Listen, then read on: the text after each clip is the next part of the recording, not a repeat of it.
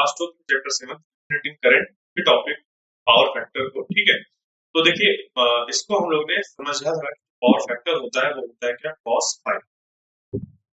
Okay, और जो यहाँ पर फाई है वो है हमारा tan inverse XC minus XL divided by R, कितना हमारा होता है 5। ठीक है, तो depending upon the situation phi की वैल्यू अलग अलग होती है, और उस केस में जो यहाँ पर cos फाई है उसकी भी जो वैल्यू वो डिफरेंट होती है, जिससे कि हम लोग पावर डिसाइड करते हैं कि किसी सर्किट में कितना होगा। जैसे कि जो हमारा पावर का फॉर्मूला होता है P R M S I R M S cos phi. Okay, ये चीज होती है। अब उसके बाद हम लोग ने सारी चीज पढ़ ली, तो अब थोड़े से प्रॉब्लम्स को आज सॉल्व करते हैं, जिससे कि हमें समझ में आया कि जो हम अभी तक हम लोग ने पढ़ा है उसको कैसे अप्लाई करना। ओके, तो देखिए ये रहा पहला example, for circuits used for transporting electric power, अब low power factor implies large power loss in transmission explain. अब यहाँ पर ध्यान दीजिए, इन्होंने क्या कहा कि किसी सर्किट के लिए, तो मान लीजिए कोई सर्किट है जिसपे कि पावर ट्रांसमिशन हो रहा है। ओके, तो for circuit used for transporting electric power a low power factor, a low power factor implies large power loss. देखो तो यहाँ पर दो चीजें, एक लार्ज पावर लॉस की बात हो रही है और लो पावर फैक्टर की बात हो रही है। जब लो पावर फैक्टर होता है तो पावर लॉस ज्यादा होता है। ठीक है, क्लियर। तो लो पावर फैक्टर में पावर लॉस क्या हो रहा है, ज्यादा हो रहा है इन ट्रांसमिशन के। तो देखिए इस तरीके के क्वेश्चन को हम लोग पहले भी डिस्कस कर चुके हैं, जहां पर मैंने कुछ ऐसा आपको बताया था कि मान लीजिए ये ट्रांसमिशन के लिए जो केबल्स लगी हुई है उनमें हम लोग पी पावर सप्लाई कर रहे हैं। ठीक है, पी यानी कि पी आई पावर सप्लाई कर रहे हैं। ठीक है, और ये जो आ रहा है ये हमारा जनरेटर वगैरह से आ रहा है, यानी कि अल्टरनेटिंग करंट सोर्स से आ रहा है। ओके, ट्रांसमिशन हम लोग का होता है वो किस पे होता है, जो पावर लाइन्स होती हैं उनमें अल्टरनेटिंग वोल्टेज ही लगा होता है। तो यहाँ पर जो ये पावर सप्लाई हम लोग कर रहे हैं उसको हम लोग ने क्या किया, मान लीजिए कि एक लो पावर फैक्टर पर, ठीक है, इसकी वैल्यू हम लोग ने कम रखी, किसी गिवन वोल्टेज के लिए हम लोग ने यहाँ पर वैल्यू कम रखी। तो फिर अब क्या होगा कि अगर हम लोग इस वायर में देखें कि लॉस कितना होगा, पावर लॉस, तो पावर लॉस यहाँ पर क्योंकि हीट के फॉर्म पर होगी, तो हम लोग यहाँ पर लिख सकते हैं आई स्क्वायर आर। क्या लिख सकते हैं, आई स्क्वायर आर लिख सकते हैं। ओके, जब हम लोग ने ऐसा पावर लॉस को लिखा आई स्क्वायर आर, अब यहाँ से जो हम लोग ने पावर सप्लाई करी, ये जो पावर है जो हमने सप्लाई करी है, इसको हम लोग लिख सकते हैं P divided by P is equal to I. इस आई को यहाँ पर अगर हम लोग पुट करें तो क्या हो जाएगा, power loss is equal to P square by P square R. ठीक है, तो यहां से अब क्या हुआ, यानी कि अगर हम लोग लो वोल्टेज पर यहाँ पर ट्रांसमिशन करते हैं, तो मान लीजिए आप लोग ने यहाँ पर कोई पावर दी, तो वहां पर अगर वोल्टेज कम है, क्या है वोल्टेज कम है, तो होगा क्या, उसकी वजह से जो करंट है इस जगह पर वो ज्यादा होगा। सेम यहाँ पर भी कि जब लो पावर फैक्टर होगा तो एक हमारा पावर को मेंटेन रखने के लिए किसी गिवन वोल्टेज के लिए जो करंट की वैल्यू होगी वो हमारी ज्यादा हो जाएगी। ठीक है, क्या होगा, करंट की वैल्यू ज्यादा हो जाएगी। तो जब करंट की वैल्यू ज्यादा हो जाएगी तो इस जगह पर हम देख पा रहे हैं कि जैसे यहाँ पर करंट की वैल्यू ज्यादा हो जाए तो जो पावर लॉस है वो बढ़ जाए। यही रीजन है कि एक लो पावर फैक्टर के लिए जो पावर लॉस होता है वो ज्यादा होता है, क्योंकि करंट की वैल्यू बढ़ जाती है फॉर अ गिवन वोल्टेज, वहां पर करंट की वैल्यू ज्यादा हो जाती है। ठीक है, क्लियर। तो इसका आंसर ये है। दूसरा, power factor can often be improved by the use of a capacitor of appropriate capacitance in the circuit explain. अब इन्होंने कहा है कि किसी हमारे सर्किट में पावर फैक्टर को इंप्रूव किया जा सकता है, पावर फैक्टर को इंप्रूव किया जा सकता है bye the use of a capacitor of appropriate capacitance in the circuit. किसी मतलब मान लीजिए हमारे पास कोई सर्किट, उस सर्किट में अब हमें क्या करना है, पावर फैक्टर को सुधारना है। तो यहाँ पर किसी वैल्यू का हम कैपेसिटेंस अप्लाई अगर कर दें तो पावर फैक्टर को सुधारा जा सकता है। कैसे, एक्सप्लेन करिए। ठीक है, कैसे इसको एक्सप्लेन करिए। तो देखिए यहाँ पर अगर हम लोग ध्यान दें तो पावर फैक्टर का फॉर्मूला क्या होता है, पावर फैक्टर का जो फॉर्मूला होता है हमारा वो होता है cos phi is equal to r by z। Higher, ठीक है, ये चीज होती है। अब यहाँ पर होगा क्या कि देखो, हमें पावर फैक्टर को सही करना है, पावर फैक्टर को सही करना है, यानी कि पावर फैक्टर की वैल्यू है उसको हमें बढ़ाना है, उसको क्या करना है, हमें बढ़ाना है। ठीक है, तो कैसे बढ़ा सकते हैं? आर बाई जेड अगर लिखा हुआ है तो यहाँ पर जेड की वैल्यू क्या है, ज्यादा है, ठीक है, क्योंकि जेड जो होता है वो हमारा होता है under root R square plus X C minus X L whole square, ये चीज।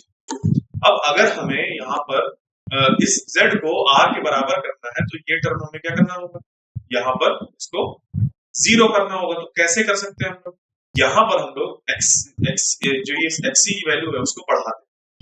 तो हमें कुछ और अगर चेंज नहीं करना तो एक कैपेसिटर को लगाकर हम क्या कर सकते हैं, यहाँ पर वैल्यू को चेंज कर सकते हैं। ठीक है, जिससे होगा क्या, यहाँ पर xc बराबर xl हो जाएगा और यहाँ ये पूरा टर्म हो जाएगा जीरो और z बराबर r निकलकर आ जाएगा। और जब z बराबर r होगा तो यहाँ हम लोग कर देंगे r बाई r जो कि 1 के बराबर टेंडिंग टू 1 हो जाएगा। ठीक है, यानी कि हमारा पावर फैक्टर क्या होगा, इम्प्रूव। पावर फैक्टर क्या हुआ हमारा, इम्प्रूव हुआ।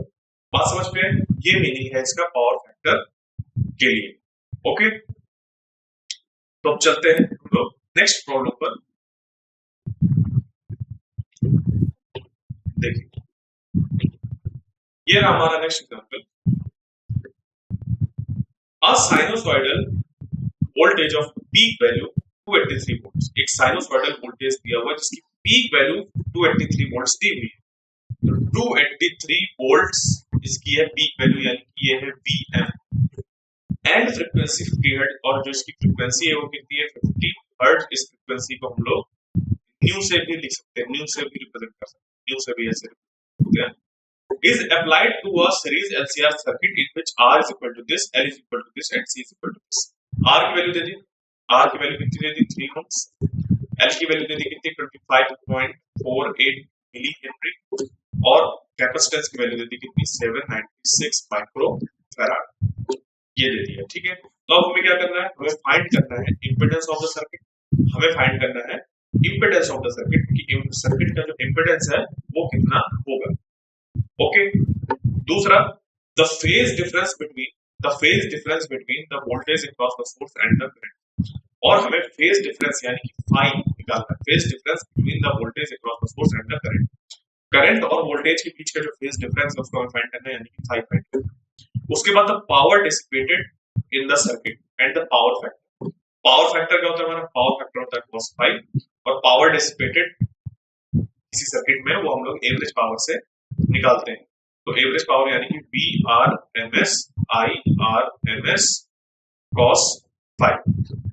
हमें इस पे फाइव, इस पे ये पूरा टर्म और ये कॉस फाइव, और यहाँ पर इम्पीडेंस यानी कि जेड फाइंड करना है।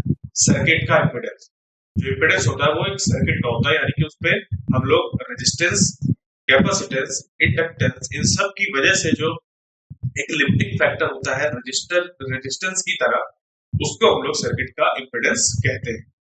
ठीक है, तो यहाँ पर Z जो हमारा वो कितना हो जाएगा, वो हो जाएगा R square plus X C minus X L का होल स्क्वायर। ये हमारे बन गई क्या, Z की वैल्यू। तो यहाँ पर हमें क्या क्या चाहिए, देखिए R की वैल्यू तो गिवन, एक्सी और एक्सएल चाहिए। क्या चाहिए, एक्सी और एक्सएल। तो एक्सी जो होता है वो होता है 1 by omega C, 1 by omega C, और ओमेगा जो होता है वो होता है 2 पाई एफ, और सी यानी कि सी। तो ये एक्सी की वैल्यू, और एक्सएल जो हो जाएगा वो हो जाएगा 2 पाई एफ एल। ठीक है, क्योंकि ये ओमेगा हो गया तो ओमेगा एल, ये एक्सएल निकलकर आ गया। तो अब यहाँ पर हम लोग वैल्यू पुट करेंगे और आंसर इसका निकाल लेंगे। ठीक है, तो इसको जब हम लोग पुट करेंगे तो क्या निकल कर आएगा। ठीक है, यहाँ पर रखिए, एक्सी को अगर हमें फाइंड करना है तो ये हो जाएगा 1 डिवाइडेड बाई 2 इंटू इसकी जो वैल्यू है, जैसे कि हम लोग पहले पाई रख दी हम लोग ने, और ये जो एफ है, एफ कितनी दी हुई है, 50 हर्ट्ज। उसके बाद सी की वैल्यू कितनी दी हुई है, 796 माइक्रो फैराड। माइक्रो फैराड यानी कि यहाँ पर माइक्रो के लिए 10⁻⁻6 आ जाएगा। ठीक है, ये चीज आ गई। अब जब हम लोग इसको सॉल्व करेंगे तो ये हमारा 4 ओम के बराबर निकल कर आएगा। आप इसको सॉल्व कर सकते हैं। ठीक है, क्योंकि अब इस पे कुछ ज्यादा चीज रह नहीं गई, आप इसको आसानी से सॉल्व कर सकते हैं। ठीक है, तो ये हमारा 4 ओम्स के बराबर निकल कर आएगा। इसी तरीके से जब हम लोग एक्सएल को फाइंड करेंगे तो एक्सएल के लिए हमारा 2, यहाँ पर पाई की वैल्यू, जैसे पाई की वैल्यू आप रख सकते हैं, यहाँ पर मैंने नहीं पुट करी थी, यहाँ पर आप यहाँ पर पुट करके निकाल सकते हैं।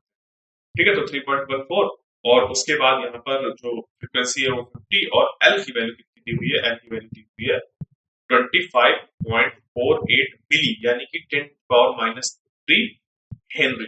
मिली का मतलब होता है 10⁻³ मिली का मतलब 10⁻³ तो 25.48 इंटू 10⁻³ मिली हेनरी, ये हमारा एक्सेल की वैल्यू, मतलब इस पे हम लोग का पूरा ये इसको जब मल्टीप्लाई करेंगे तो एक्सेल की वैल्यू निकल कर आ जाएगी, जो कि हमारी कितनी आ रही है, यहाँ पर ये निकल कर आ रही है 8 ओम्स। ठीक है, एक्सेल की वैल्यू 8 ओम्स निकल कर आ रही है।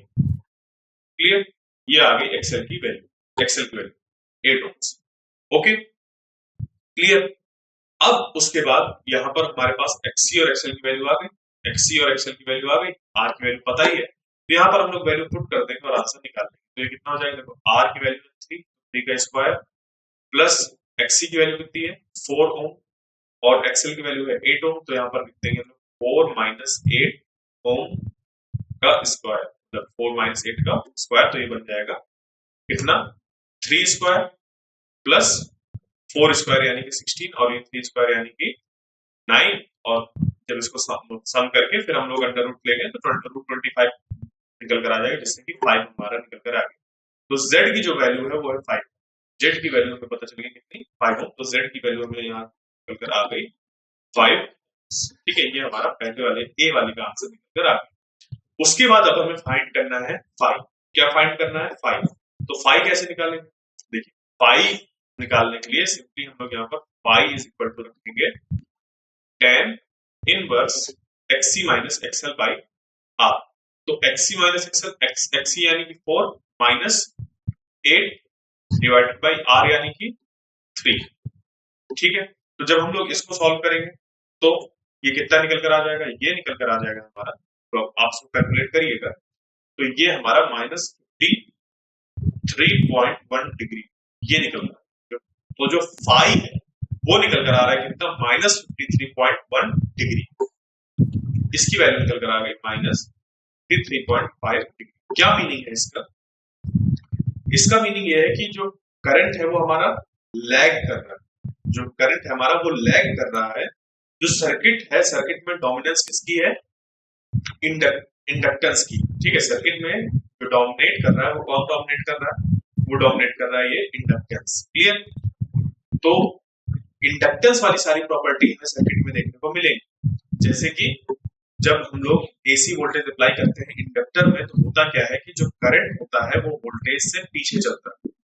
तो सेम चीज इस सर्किट में भी देखने को मिलेगी, जहां पर कि सी, एल और आर लगे हुए हैं, यानी कि एलसीआर सर्किट है। इसमें एलसीआर है बट फिर भी जो यहाँ पर डोमिनेट कर रही चीजें वो कौन कर रहा है, वो कर रहा है यहाँ पर एल। ठीक है, क्योंकि यहाँ पर एक्सेल की वैल्यू ज्यादा है एज कंपेयर टू एक्सी, तो ये हमारा कहलाएगा एक तरीके से इंडक्टिव सर्किट की तरह बिहेव करेगा। तो फाई की वैल्यू को देखकर, जैसे phi is equal to -53.5 degree लिखा हुआ है, तो इसको देखकर हम लोग क्या बता सकते हैं कि करंट आगे चलेगा या पीछे। कैसे, ध्यान दीजिए, हम लोग ने पढ़ा था कि जो AC voltage apply to LCR circuit है उसमें बी हम लोग क्या लेते हैं, V is equal to Vm sine omega t, और आई क्या लेते हैं, I is equal to Im sine omega t plus phi, यही लेते हैं। ओके, अब यहाँ पर जो फाई की वैल्यू है वो माइनस निकल कर आ रही है, तो यानी कि जो करंट की वैल्यू है वो कैसी है, पीछे चल रही, करंट की वैल्यू पीछे चल रही, करंट की वैल्यू पीछे चल रही है, -53.1 डिग्री पीछे चल रही है। बात समझ में आई, इतना पीछे चल रहा है। ठीक है, क्लियर, ये समझ में आ गया। तो इस तरीके से फाई की वैल्यू हमारी निकलकर आगे क्या, यहाँ की माइनस है, जो कि बता रहा है कि करंट वोल्टेज से इतना फाई पीछे चल रहा है, माइनस बता रहा है कि पीछे चल रहा है।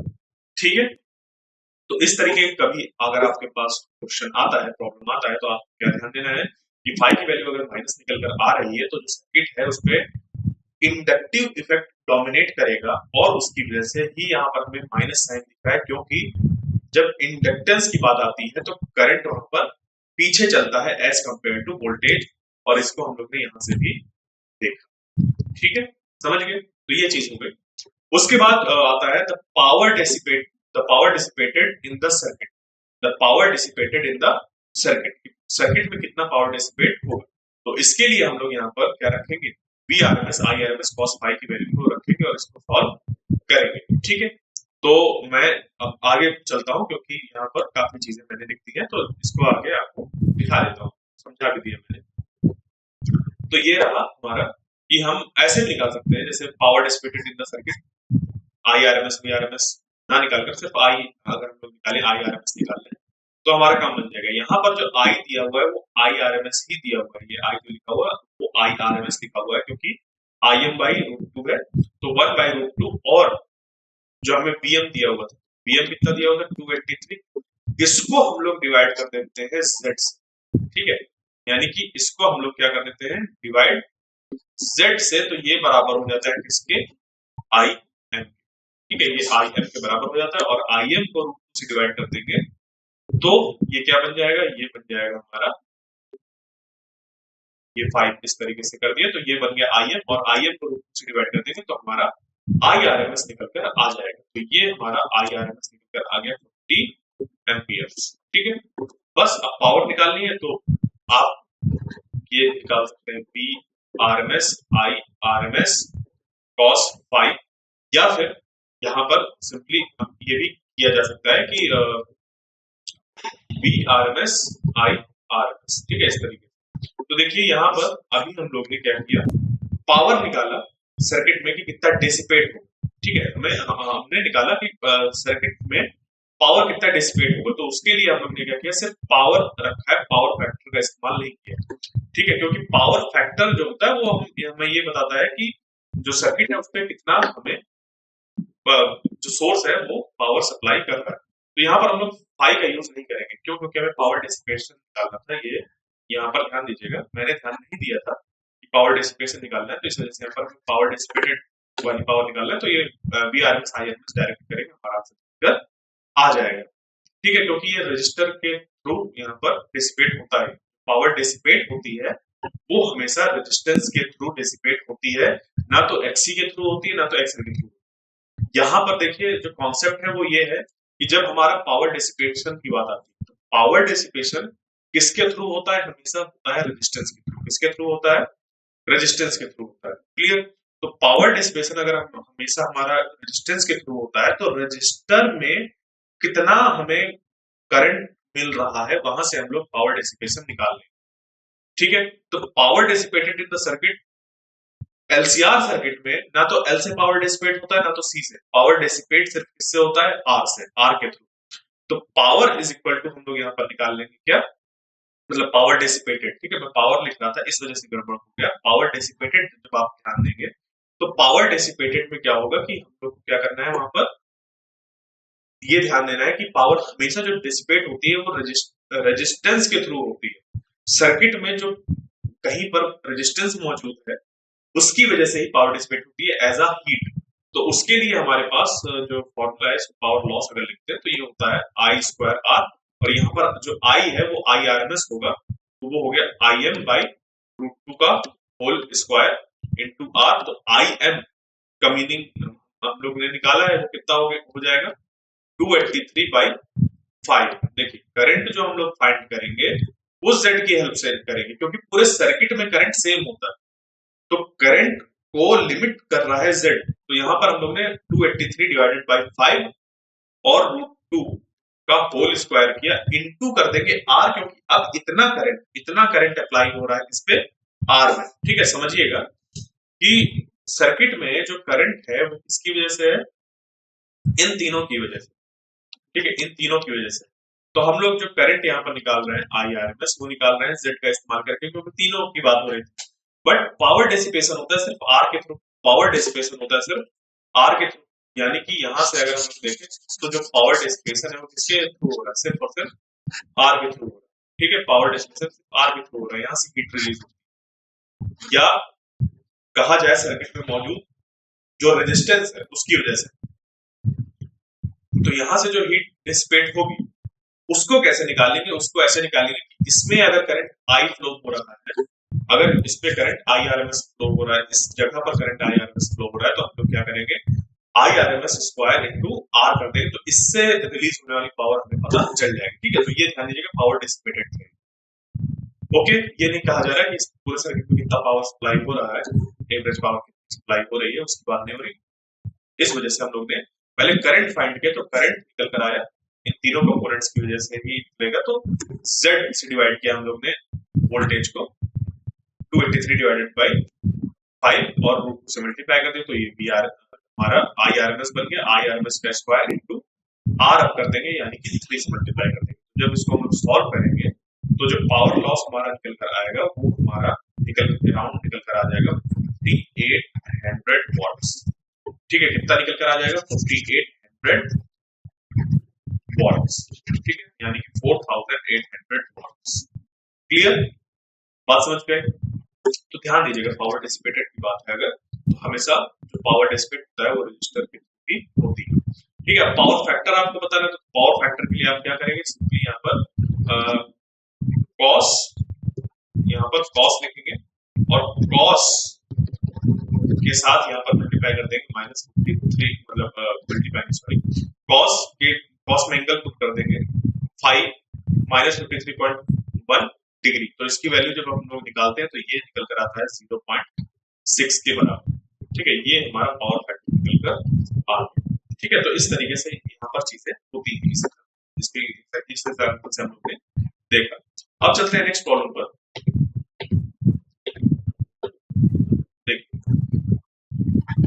इसमें क्या कह रहा है, suppose the frequency of the source in the previous example can be very. मान लीजिए कि जो पिछला एग्जांपल अभी हम लोग पढ़ कर आए हैं उसमें जो फ्रीक्वेंसी थी वो कितनी थी, 50 हर्ट्ज, बट यहाँ ये कह रहा है कि उस फ्रीक्वेंसी को किसी तरीके से हम क्या कर सके, चेंज कर सके, वेरी कर सके। तो suppose the frequency of the source in the previous example can be varied. अगर हम क्या करें, प्रीवियस एग्जांपल को देखें और उस पे जो ये फ्रीक्वेंसी है सोर्स की उसको वेरी कर सके, क्या कर सके, वेरी कर सके, चेंज कर सके। तो फिर कहा है what is the frequency of the source at which resonance occurs. तो रेजोनेंस फ्रीक्वेंसी कौन सी होगी, तो रेजोनेंस फ्रीक्वेंसी वो फ्रीक्वेंसी होती है जहां पर XC बराबर XL होता है, यानी कि 1 by omega C is equal to omega L, यानी कि यहाँ पर ओमेगा नॉट C हो जाएगा। एक पर्टिकुलर फ्रीक्वेंसी पर ये कंडीशन होती है, तो ओमेगा नॉट C।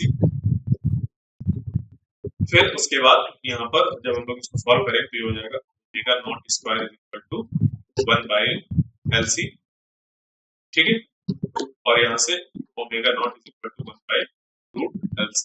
ठीक है, ये बन गया। ठीक है, ये ओमेगा नॉट निकल कर आ जाएगा, तो हमें L और C की यहाँ पर वैल्यू पुट करनी है और हमारा आंसर निकल कर आ जाएगा। तो इस पे पुट करिए, omega naught is equal to 1 by under root, जो L की वैल्यू है वो कितनी है, 25.48। ये हमारा मिली हेनरी था, तो ये हो गया 10 टू पावर -3। L और C की जो वैल्यू होगी वो कितनी दी हुई है हमें, 796 इंटू 10 पावर माइक्रोफैराड था, तो ये हमारा 10 पावर -6 ये हो गया। तो जब इसको हम लोग सॉल्व करेंगे तो ये निकल कर आ जाएगा 222.1 रेडियंस पर सेकंड। तो जब इतनी एंगुलर फ्रीक्वेंसी होगी हमारी, जब इतनी एंगुलर फ्रीक्वेंसी होगी तो क्या होगा, हमारा रेजोनेंस होगा, बट हमें तो फ्रीक्वेंसी बतानी है, ये तो एंगुलर फ्रीक्वेंसी है। तो इसको यहाँ पर हम लोग क्या करेंगे, 2 पाई एफ नॉट ये कर देंगे और इसको 222.1 रेडियन पर सेकंड को डिवाइड कर देंगे 2 पाई से। क्या करेंगे, 2 पाई से ऐसे डिवाइड कर देंगे। तो जब इसको 2 पाई से डिवाइड करेंगे तो यहाँ पर रेडियन से रेडियन कट जाएगा, ये हमारी फ्रीक्वेंसी निकल कर आ जाएगी कितनी, अराउंड 35.4 हर्ट्ज। ठीक है, इतना निकल कर आ जाएगा। 2 पाई ये भी रेडियंस पे होगा, ये भी रेडियंस पे होगा, रेडियन रेडियन कैंसिल हो जाएंगे और हमारा जो बचेगा वो 1 बाई एस बचेगा, और 1 बाई एस को हम लोग हर्ट्ज करेंगे, फ्रीक्वेंसी हमारी 35.4 हर्ट्ज निकल कर आ गई। ओके, ये था हमारा रेजोनेंस फ्रीक्वेंसी की जो पिछला सर्किट है, जो अभी पिछले एग्जाम्पल पर हम पढ़ कर आए हैं, उसमें अगर हम लोग क्या करें, जो फ्रीक्वेंसी है इतनी अप्लाई करें 35.4 हर्ट्ज की, तो वो रेजोनेट करने लगेगा। तो रेजोनेट का क्या है, ठीक है। अब देखिए इस पे यहाँ पर क्या दिया हुआ, calculate the impedance, the current and the power dissipated at the resonant condition. तो हमें क्या करना है, कैलकुलेट करना है इम्पीडेंस, हमें कैलकुलेट करना है इम्पीडेंस, करंट और power dissipated at resonant condition. ये चीजें हमें फाइंड करनी है। तो देखिए यहाँ पर अब क्या होगा, इम्पीडेंस, इम्पीडेंस यहाँ पर कितना होता है, जेड एट रेजोनेंट कंडीशन। ठीक है, तो आप इसी को समझिएगा कि अगर रेजोनेंस ऐसे हो गया, अगर किसी फ्रीक्वेंसी पर हमें रेजोनेंस मिल गया, तो आखिर अब यहाँ पर होगा क्या, फर्क क्या पड़ेगा। तो देखो R square is equal R square plus X C minus X L, यही होता है, और एक्सी बराबर एक्सएल है, यानी कि यहाँ पर एक दूसरे को कैंसिल आउट कर देंगे तो ये हो जाएगा जीरो, ये हो जाएगा जीरो का स्क्वायर, तो बन जाएगा कितना, अंडर आर स्क्वायर, इससे कि ये बन जाएगा आर के बराबर, यानी कि जेड बराबर हो गया आर, जेड बराबर हो गया आर। तो calculate the impedance, the current and the power dissipated at the resonant condition. The current, अब हमें करंट फाइंड करना है, तो करंट कैसे फाइंड करते हैं, जो हमारा करंट होता है वो होता है Vm बाई जेड, यही होता है ना। अब यहाँ पर अगर हम लोग करंट फाइंड करें तो करंट हमारा कितना निकल करेगा, मान लीजिए आई आर एम एस निकालना है, तो आई आर एम एस जो हो जाएगा वो हो जाएगा V R M S divided by Z, और जेड है यहाँ पर हमारा आर के बराबर, किसके बराबर है, आर के बराबर।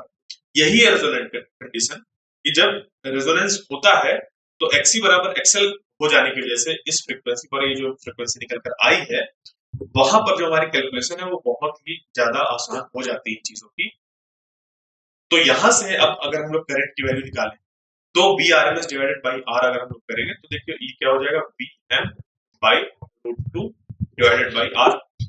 बीएम यहाँ पर हमारा कितना है, बीएम हमारा था 283, 283 रख दिया, और नीचे जो आर है वो कितना था, वो था 3, कितना था 3, उसको पुट कर दिया, तो ये निकल कर आ जाएगा आई आर एम एस। ठीक है, तो इसकी जो वैल्यू निकल कर आई वो कितनी निकल कर आई, 66.7 एम्पियर्स। ठीक है, ये निकल कर आई करंट की वैल्यू। अब ध्यान दीजिए जो वैल्यू निकल कर आई थी करंट की पिछले केस में वो कितनी थी, तो पिछले केस में जो आई आर एम एस निकल कर आया था वो था 40 एम्पियर्स, कितना था 40 एम्पियर्स, और यहाँ पर कितना है 66.7 एम्पियर्स। तो देख पा रहे हैं यहाँ पर करंट की वैल्यू क्या हो गई, बढ़ गई, और ये उस वैल्यू का मैक्सिमम वैल्यू होता है। ठीक है, मतलब उस करंट का मैक्सिमम वैल्यू होता है सर्किट। तो रेजोनेंस के केस में जो करंट एम्पलीट्यूड होता है वो मैक्सिमाइज हो जाता है, मैक्सिमम हो जाता है। ठीक है, क्या हो जाता है, मैक्सिमम हो जाता है। क्लियर, तो I R M S equal to 40 ampere, और आई आर एम एस जो इस केस में है वो है 66.7 एम्पियर।